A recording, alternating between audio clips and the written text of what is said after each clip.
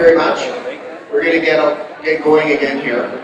This next session is a bit of a, we call it a town hall session. Again, it's designed to be interactive. We've got a number of panelists here with us today.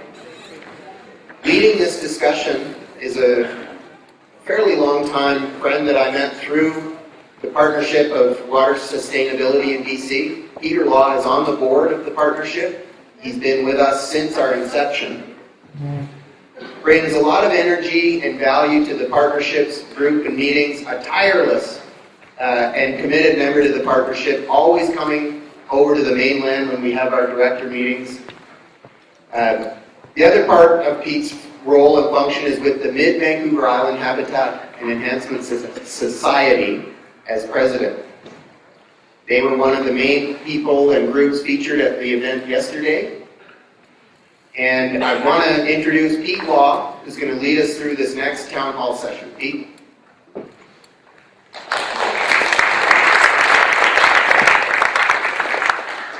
Somehow I'm on the far right-hand side of the screen here. You can hardly see me.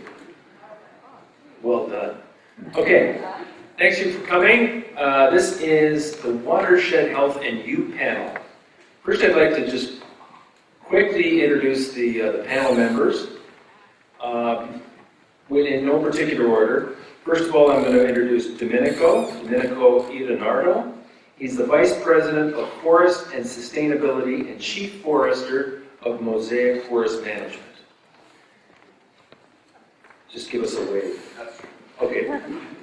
Julie Pisani, RDN's Drinking Water and Watershed Protection Coordinator. Give us a wave. The only female on the panel, yeah.